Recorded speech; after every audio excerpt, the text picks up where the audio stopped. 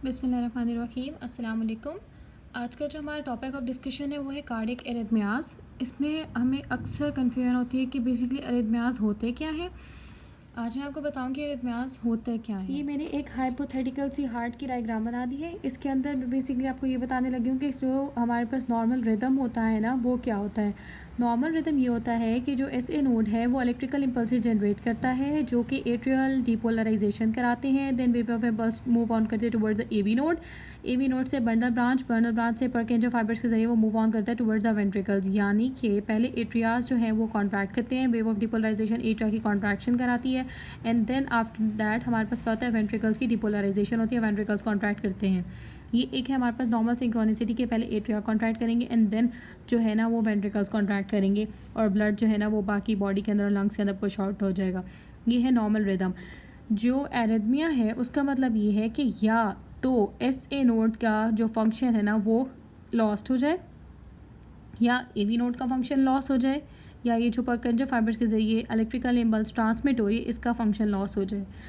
ठीक है। एक हमारे पास अगले रीज़न क्या होती है, एक और रीज़न ये होती है कि इनके अलावा एक एक्टोपिक फोकाई बन जाता है, एक एबनॉर्मल स्ट्रक्चर बन जाता है हार्ट के अंदर जो अपनी इलेक्ट्रिकल इम्पल्सेस जो है ना वो जनरेट करता है। उसकी इलेक्ट्रिकल इम्पल्सेस जब जनरेट होंगी तो वो एट्रियाज को, अगर वेंट्रिकल्स के अंदर जनरेट होंगी तो वो वेंट्रिकल्स को, एट्रिया के अंदर जनरेट होगी तो वो एट्रिया को अपनी मर्जी के मुताबिक कॉन्ट्रैक्ट और रिलैक्स करेगा despite of this AV node electrical impulse. Move on करें टूवर्ड्स इट्स पैथोजेनेसिस। पैथोजेनेसिस में हम ये भी सबसे पहले जो हम बात कंसिडर करते हैं कि एरिथमियाज क्यों जनरेट हो रही हैं, उसमें हम कंसिडर करते हैं कि हमारे पास जो हार्ट है इम्पल्सेस जो हमारे पास जनरेट हो रही है ना, अब हम देख लेते हैं कि एरिथमियाज हमारे पास बेसिकली बन किस तरह है। अभी हमने नॉर्मल साइनस रिदम डिस्कस किया था, हम जो है ना एक टॉपिक फोकाई की तरफ मूव ऑन करते हैं। ये फिर से मैंने एक हाइपोथेटिकल हार्ट ड्रॉ किया है, बेशक मेरी ना ड्राइंग बहुत गंदी है इसलिए आपको इग्नोर कीजिएगा।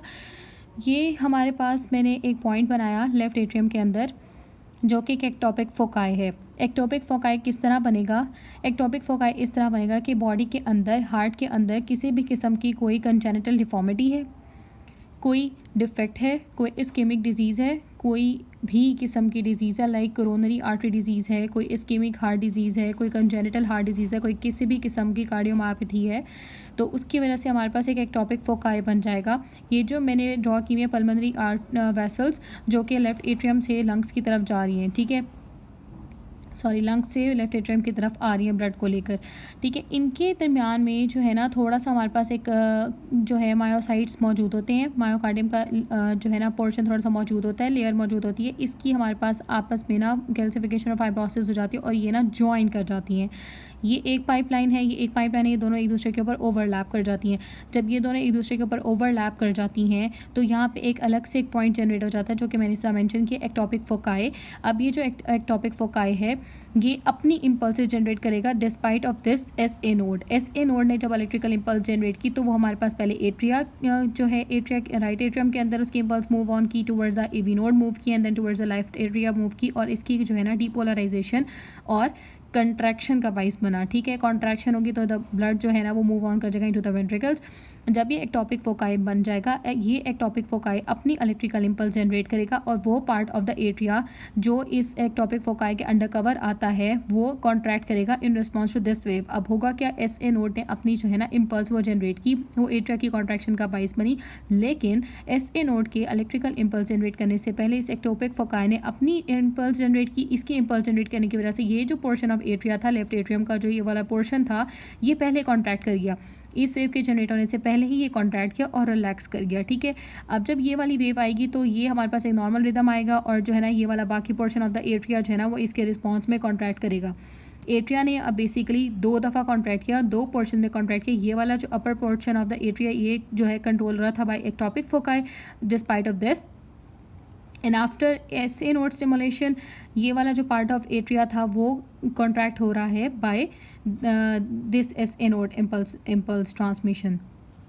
ये बात पता है कि जो हार्ट के अंदर ऑटोनॉमिक स्टिमुलेशन है वो वेगल फाइबर्स भी हैं और सिंपैथेटिक फाइबर्स भी हैं। जब बॉडी के अंदर कार्डिक आउटपुट कम हो जाएगा, ब्लड सप्लाई की रिक्वायरमेंट ज़्यादा हो जाएगी, हाइपोवोल्यूमिया के स्टेट में जब पेशेंट मूव ऑन कर रहा होगा तो हमारा सिंपैथेटिक नर्वस सिस्टम जो है ना बॉडी का वो एक्टिवेट हो जाएगा, हार्ट को इम्पल्स सप्लाई करेगा कि जो हार्ट है वो कंपेंसेटरी मैकेनिज्म एक्टिवेट करे, हार्ट रेट को बढ़ाए, टैकीकार्डिया की तरफ मूव ऑन कर जाएगा, ठीक है। वेगल स्टिमुलेशन जो है वो ब्रेडीकार्डिया कराएंगे। अब जो हमारे पास एरिथमियाज है ना वो बेसिकली 3 जो है ना पॉइंट्स को फॉलो करती हैं। उनकी पैथोजेनेसिस जो है ना वो 3 मैकेनिज़म्स पे डिपेंड करती है, जो कि मैकेनिज़म्स ऑफ टैकीकार्डिया कहलाते हैं। उनमें सबसे पहली बात जो हमारे पास है वो है increase automaticity. As I mentioned here, increase automaticity. Increase automaticity का मतलब हमारे पास क्या होता है? इंक्रीज ऑटोमेटिसिटी का मतलब ये होता है कि जो ये एक्टोपिक फोकाई बना, as I have shown it here, ये जो एक्टोपिक फोकाई हमारे पास बन रहा है, ये इलेक्ट्रिकल इंपल्सेस जनरेट करेगा। ये इलेक्ट्रिकल इंपल्सेस वेव्स और डिपोलराइजेशन जनरेट करेगा। उसकी वजह से जो है ना एट्रिया अपनी मर्जी से कॉन्ट्रैक्ट करेगा और उसी के फ़ौरन बाद एस ए नोड जो है ना इलेक्ट्रिकल इंपल्सेस जनरेट करेगा। तो हमारे पास क्या होगा? एक इरेगुलर सा रिदम जनरेट हो जाएगा। इरेगुलर सा रिदम जो है ना वो टैकीकार्डिया कराएगा। ठीक है, कि जो एट्रिया है वो अपनी मर्जी के टाइम पे कॉन्ट्रैक्ट कर रहे हैं और जो वेंट्रिकल्स हैं उनके पास जो है ना इलेक्ट्रिकल इंपल्स थोड़ा लेट पहुंचेगी। तो जो एट्रिया जब जाहिर सी बात है फुली कॉन्ट्रैक्ट नहीं किए तो वेंट्रिकल्स के अंदर भी जो ब्लड है ना वो टोटली जो जितनी रिक्वायरमेंट है उतना नहीं आएगा। तो बेसिकली क्या होगा? कार्डियक आउटपुट कम हो जाएगा। कार्डियक आउटपुट कम हो जाएगा तो हाइपोवोलेमिया की स्टेट हो जाएगी, सिम्पैथेटिक नर्वस सिस्टम एक्टिवेट हो जाएगा और हार्ट रेट जो है ना वो इंक्रीज हो जाएगा। दूसरा पॉइंट है वो है री एंट्री। री एंट्री का मतलब बेसिकली ये है कि अब हमारे पास एक टॉपिक बीट की वजह से टैकीकार्डिया तो इनिशिएट हो चुका है। ठीक है, अब टैकीकार्डिया जो इनिशिएट हुआ है, अब क्या होगा कि अगर हमारे पास एक वेव ऑफ डिपोलराइजेशन आई है तो वेव ऑफ डिपोलराइजेशन के बाद नॉर्मली रीपोलराइजेशन का फेज़ आता है, लेकिन एरिथमियाज जनरेट हो रही हैं, इरेगुलर रिदम है, तो क्या होगा कि डिपोलराइजेशन की एक वेव आई है, जो सेल है वो कॉन्ट्रैक्ट किया, मायोकार्डियम कॉन्ट्रैक्ट की है, लेकिन इससे पहले कि वो रीपोलराइजेशन के रिलैक्सेशन के फेज में जाए एक और वेव ऑफ डीपोलराइजेशन आ जाएगी जिसकी वजह से वो कॉन्ट्रैक्टेड स्टेट में ही रहेगा। उसको हम कहते हैं री एंट्री फेज। कि एक तो डीपोलराइजेशन की वेव पहले आ गई है, उसके बाद दोबारा से जो डीपोलराइजेशन की वेव आ रही है वो री एंट्री है बेसिकली, क्योंकि नॉर्मली जो है ना रीपोलराइजेशन अभी नहीं हुई, रीपोलराइजेशन नहीं हुई और एंट्री ऑफ अनदर जो है डीपोलराइजेशन में वो हमारे पास री एंट्री है। ये मैंने शो किया कि हमारे पास नॉर्मल जो प्लेट्यू अटेन होता है वो क्या होता है कि हमारे पास सबसे पहले वेव ऑफ डीपोलराइजेशन आती है। जब वो अपनी पीक को अटेन कर लेती है तो एक हमारे पास थोड़ा सा रेस्टिंग फेज आता है। उसके बाद हमारे पास वेव ऑफ रीपोलराइजेशन जो है ना वो जनरेट होती है। ठीक है, अब जो री एंट्री फेज है उसमें ये वेव ऑफ डीपोलराइजेशन तो अटेन हो रही है। जैसे ही डीपोलराइजेशन अपने पीक पे पहुंचती है तो ये हमारे पास जो रेस्टिंग फेज डीपोलराइजेशन फेज है ये नहीं आता, एंड अदर वेव ऑफ जो है ना डीपोलराइजेशन आ जाती है और वो फिर एक अगेन इस तरह का ना हमारे पास ग्राफ आ जाता है। ये इसको रेस्टिंग फेज में जाने का मौका नहीं मिलता, फिर एन अदर जो है ना हमारे पास वेव आ जाती है।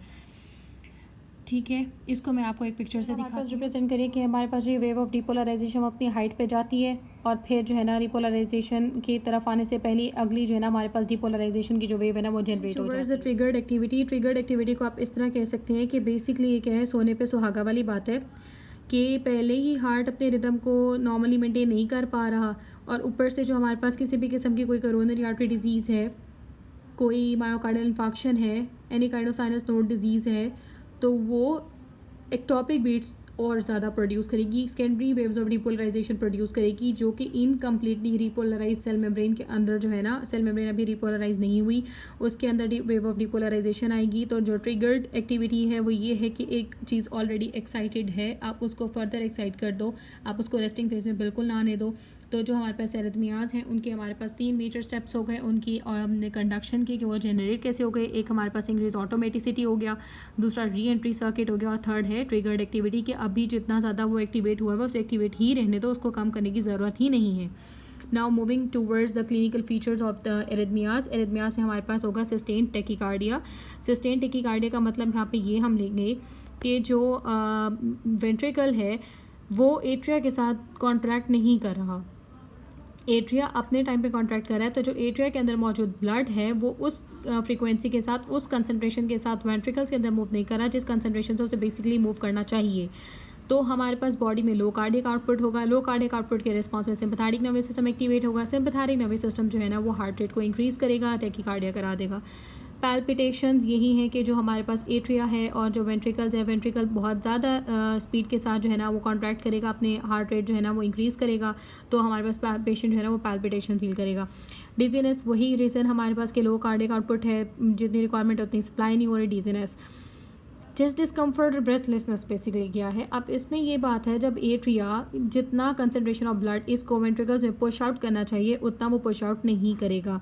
जब उतना पुश आउट नहीं करेगा तो बेसिकली ब्लड की स्टेसिस हो जाएगी विद इन द एट्रिया। जब ब्लड की स्टेसिस होगी एट्रिया के अंदर, there will be the stasis of the blood in the pulmonary vessels and also in the lung. This will lead to pulmonary effusion, pulmonary congestion and pulmonary hypertension that will all result in chest discomfort and breathlessness. And if this condition persists for a very very long time, then heart just consider itself that it has to modify itself, तो हमारे पास ब्रेडिकार्डियाज हो जाएंगे।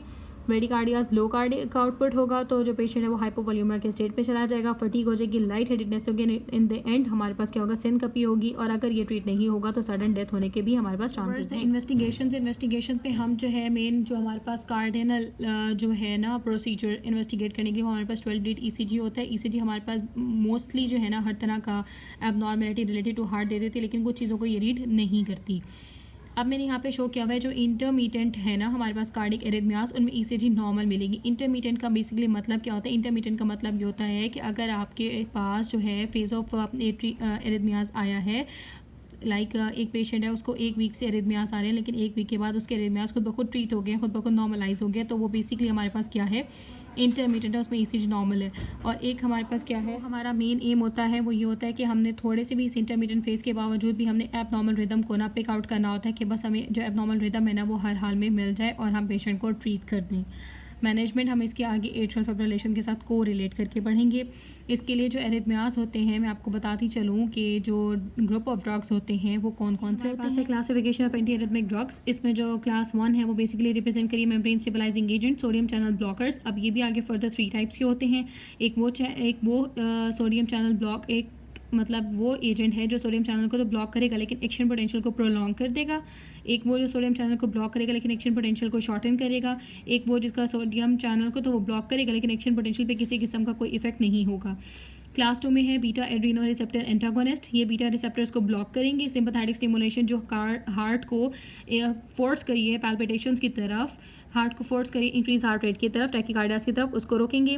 Class 3 the drugs whose main effect is to prolong the action potential, ये calcium channel blockers जो है हमारे पास 4th group आ गया।